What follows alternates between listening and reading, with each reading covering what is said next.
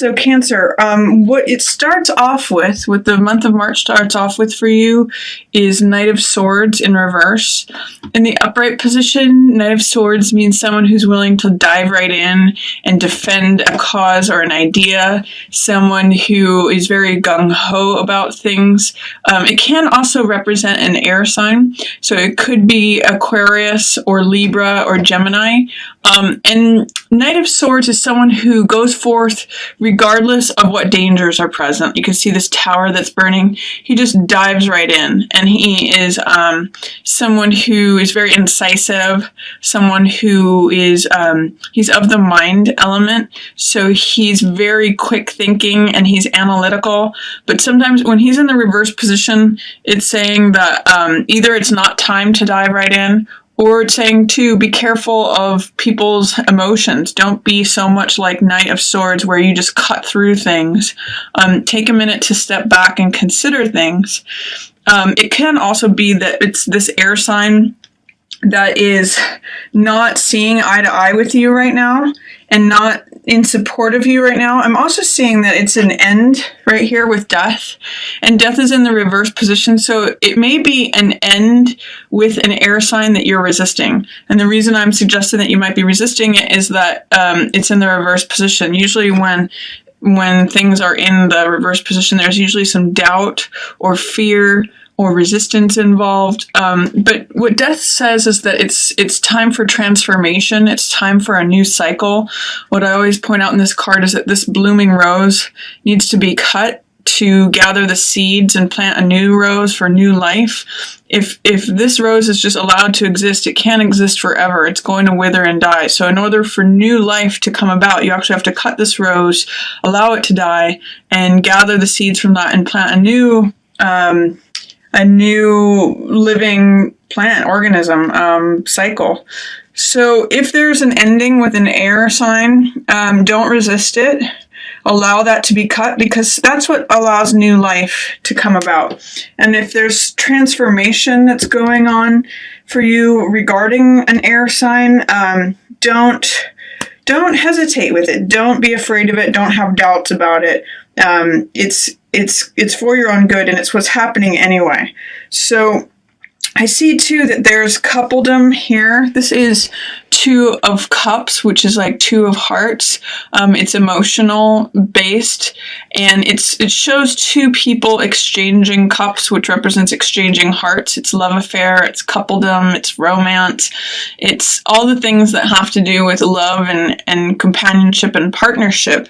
And it says too that you're going to be a survivor in regards to relationship, regardless. Nine of Wands is a survivor card. He's someone who is a warrior that keeps getting knocked down and getting back up. In fact, I call this card my Cool Hand Luke card, because he keeps getting knocked down, keeps getting back up. That's where he's got this sort of survivor instinct. And he can be a little bit paranoid. He can be a little bit wary. He's always looking out for who's going to knock him down next. So he can be a little bit defensive. But the benefit of this card is that he's a survivor, regardless. Like when I see this card, I always think of the Buddhist phrase that says, fall down 7 times, stand up 8. So regardless of how much he has lost, he always recovers. He always comes back to a standing position. He may have battle wounds, but I'm seeing with these two cards together that you're a survivor in relation to partnership, in relation to love or romance. You're going to survive through this one.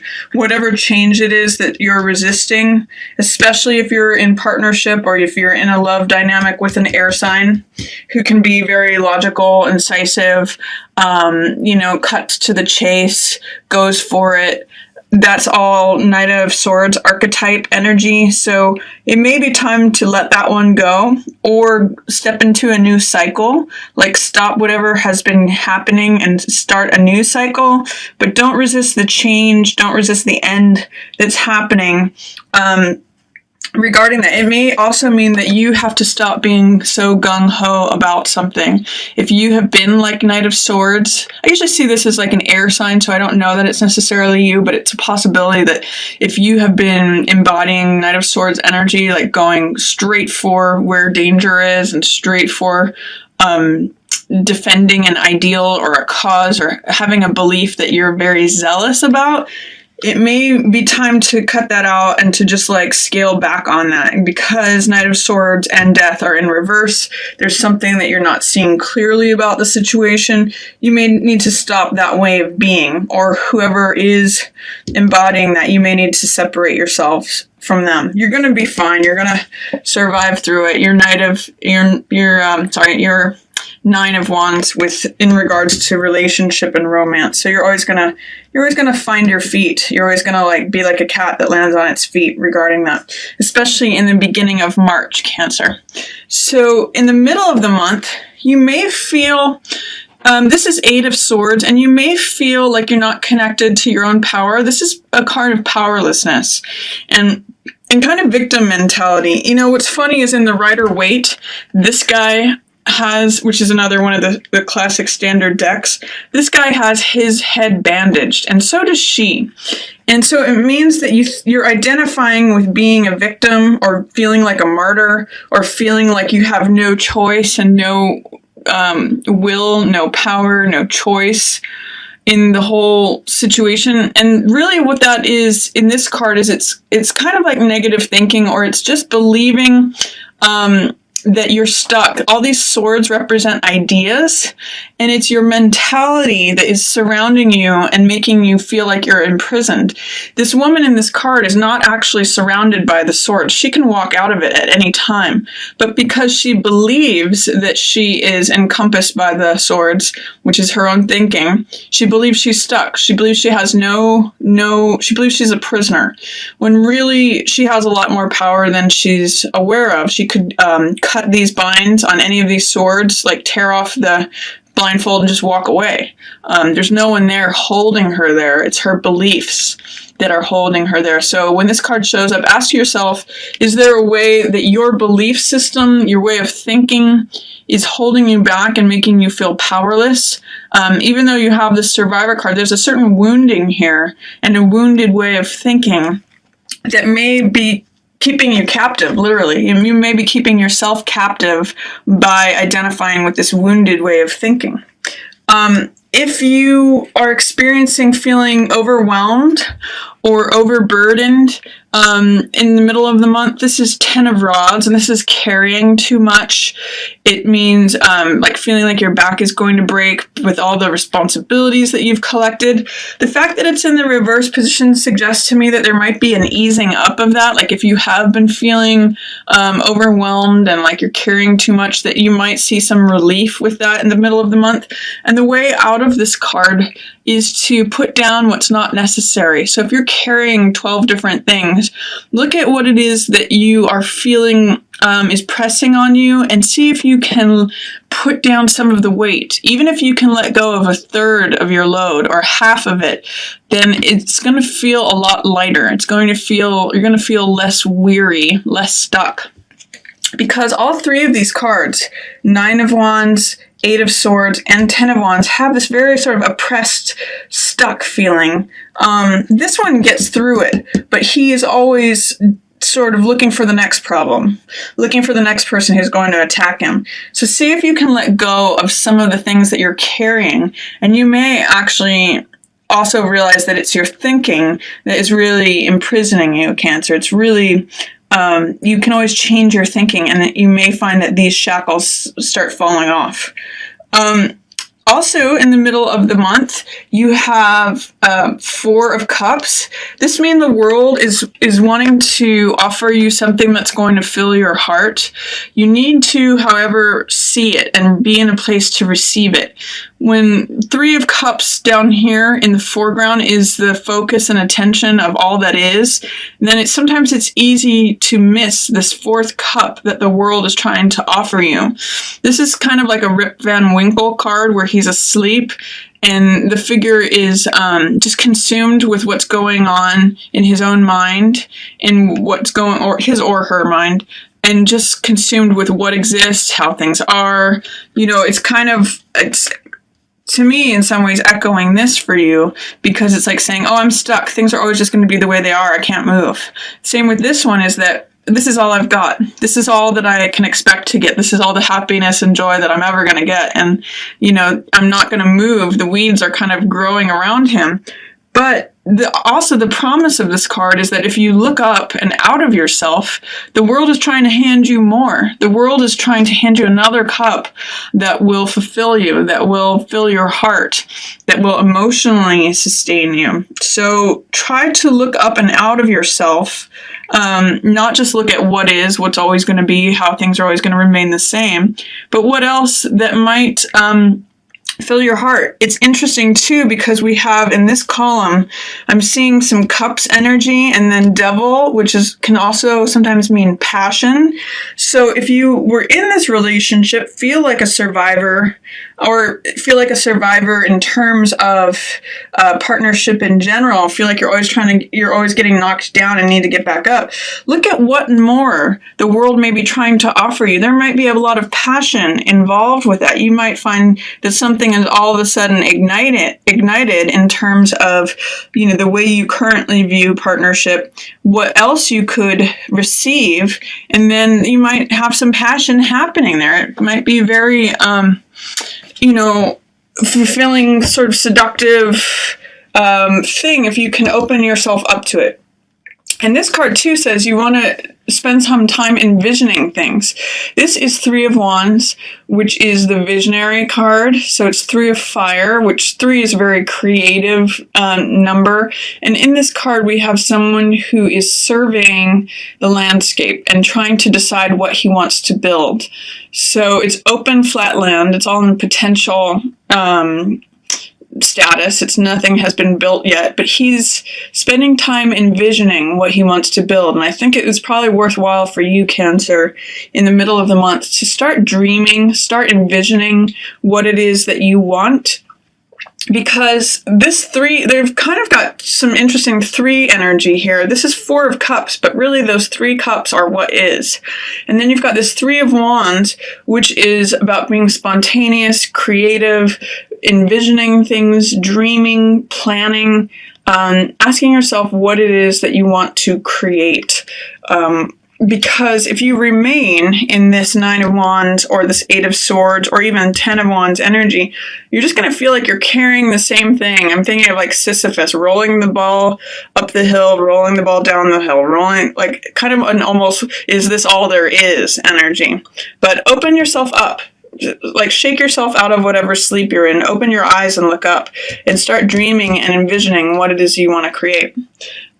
Towards the end of the month, I see a couple different things happening here. You've got 2 major arcana cards surrounding another major arcana card. So at the end of the month, it seems as though there's something kind of important that is coming into your focus. It has to do with intuition and truth, trusting those things. I'm going to say a little bit more about those, but I'm going to talk about this card first. This card is 5 of Swords, and 5 of Swords I call picking up the pieces. So it's looking at what the sun has set on, and I'm going to show you in this card how it echoes. There's a setting sun in this death card when things ended, and this card too echoes that setting sun. What's happening here though is that someone is picking up the swords that are left out on the battlefield. So if something is coming to a conclusion, if something is ending, likely related to this, see what it is that you can gather and take away from it, because this swords energy is insight, it's ideas, it's thoughts. It can be even like tidbits of wisdom that you're collecting and saying, okay, I've been through that battle. This is what I'm taking away from it. This is my takeaway. This is my insight. I'm collecting these insights and knowledge from having been through this, because you're needing to confront something that is not true. This Devil card also means, as well as passion, it also means being seduced by something, believing in things that aren't true, believing false beliefs, and it's in opposition to Justice and High Priestess, which are really cards of authority and knowledge. You can see both of them are sitting on these thrones. This one, High Priestess, is about inner knowledge, trusting your gut, finding information that just comes to you from an intuitive, instinctual sense from other realms. It's sort of like when you have a gut feeling about something. And this one is a card of knowledge that has to do with fairness, justice, righteousness, things that are true according to the law, or things that are true according to justice, like things that are right and correct and true. So there's a way and both of these are feminine cards, you'll notice. So there's something about connecting with the feminine aspect, the feminine element. And you'll see too, in both of these cards, they have this drapery behind them, which is saying that the information isn't always on the surface. It might be behind the veil where you actually need to trust your authority. There's something that is definitely taking your attention away from you. And it's making you believe that this is in charge, whether it's passion, seduction, addiction, lies. There's something that is false, something that's not true, but which kind of has a grip on you. And it's kind of going against your gut instincts, is what you know to be fair and true and correct and right. You're not listening to that. You're focused on this. So even though it's completely surrounded by your inner knowing and what you know to be true and fair and right and just, what is the focus on this about? You might need to look at what you need to do to correct the situation, to make any injustices just, to render a verdict, to uphold truth that you know, and quite frankly, to trust your intuition and trust your own inner knowing and your own gut feelings about things. That's what, by focusing on this and allowing this to be the dominating factor, you are sort of quieting and squelching both your inner sense of knowing and your sense of justice. So be careful towards the end of the month, Cancer, because it looks like you're going to have to really rely upon these two ladies in order to untangle yourself from the grip of this, whatever this is. This can, like I said, this could be passion, seduction, false beliefs, like even believing that you're not good enough, believing something that's not true. Maybe information that was told to you that's not true, but yet you're believing it anyway. Believing in things that people have told you about yourself that are not true, or about someone else. In this card, I just always like to point out that in the Rider-Waite, there's a man and a woman who each have chains around their neck, and the chains are loose enough that they can just take them off. They always have the ability to leave, just like in this card, but it's their belief in this character and belief in this structure or belief system that is keeping them stuck. So for March, you may want to consider, Cancer, in what ways are you stuck? In what ways are you not listening to yourself? And in what ways are you telling yourself things that are not true?